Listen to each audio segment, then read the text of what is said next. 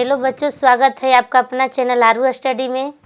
तो आज देखने वाले हैं हम हिंदी में क्या देखेंगे, गद्यांश देखेंगे जो कि 20 नंबर का आता है। गद्यांश कुछ नहीं है, ज़्यादा जोर नहीं डालना है कि मतलब बहुत हार्ड है या कुछ भी है, ऐसा कोई बात नहीं है।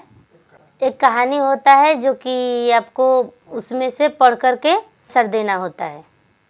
यहाँ पर दिया है कि दिए गए गद्यांशों को पढ़कर नीचे दिए गए प्रश्नों के उत्तर दें। क्या करें? उत्तर दें। तो शिव पूजन सहाय का जन्म 9 अगस्त 1893 ईस्वी को बिहार के शाहाबाद जिले में हुआ था। ये हिंदी के प्रसिद्ध उपन्यासकार, कहानीकार, संपादक और पत्रकार थे। इन्हें साहित्य एवं शिक्षा के क्षेत्र में 1960 पद्म भूषण से सम्मानित किया गया। इनके लेखक की शुरुआत गुलाम भारत में होती है। भारत उस समय बाहरी और भीतरी गुलामी से घिरा था। इन्हें भाषा का जादूगर भी कहा गया है। इनकी मस्ती और जिंदा दिली इनकी व्यक्तिगत निबंधों के भाषा का जादूगर भी कहा गया है। इनकी मस्ती और जिंदा दिली इनके व्यक्तिगत निबंधों में दिखलाई पड़ती है। उन्हें 1962 में भागलपुर विश्वविद्यालय द्वारा डी.लिट की मानक उपाधि प्रदान की गई। स्वतंत्रता के बाद शिवपूजन सहाय बिहार राष्ट्रीय भाषा परिषद के संचालक तथा बिहार हिंदी साहित्य सम्मेलन की ओर से प्रकाशित साहित्य नामक शोध समीक्षा प्रदान त्रैमासिक पत्र के संपादक रहे थे।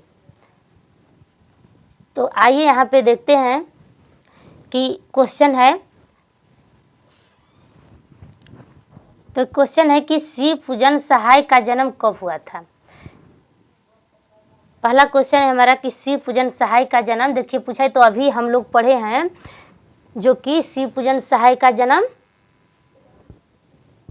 देखिए ऊपर में दिया है यहाँ पे शिव पूजन सहाय का जन्म। पहला क्वेश्चन है तो आंसर यहाँ पे हो जाएगा 9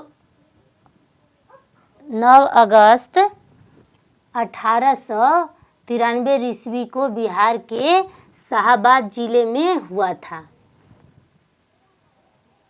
ओके, अब देखिए यहाँ पे आप लोगों को समझ में आ गई होगी कि 9 अगस्त 1893 को बिहार के शाहाबाद जिले में हुआ था शिव पूजन सहाय का जन्म। अगला क्वेश्चन है, देखिए अगला क्वेश्चन कह रहा है कि इन्हें किस क्षेत्र में पद्म भूषण से सम्मानित किया गया। किस क्षेत्र में पूछ रहा है कि इन्हें किस क्षेत्र में पद्म भूषण से सम्मानित किया गया। इन्हें साहित्य एवं गुलाम भारत, इन्हें कह रहा है कि इन्हें साहित्य एवं शिक्षा के क्षेत्र में पद्म भूषण से सम्मानित किया गया। इन्हें यहाँ से दूसरा क्वेश्चन है, इन्हें साहित्य एवं शिक्षा के क्षेत्र में 1960 ईस्वी में पद्म भूषण से सम्मानित किया गया। ठीक है, ये दूसरा का आंसर हो जाएगा।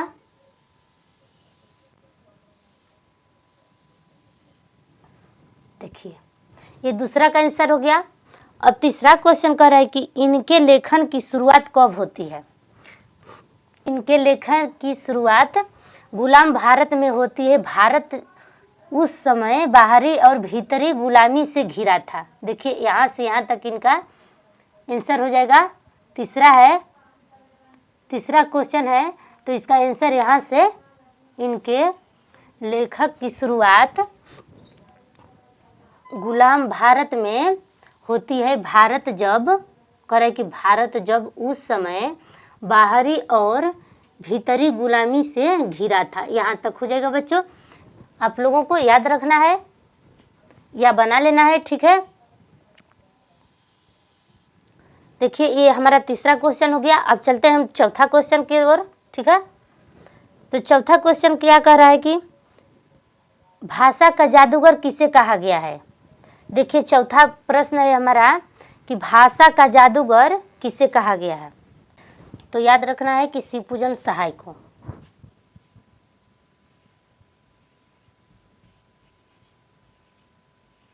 यहाँ पे चौथा आंसर है कि शिवपूजन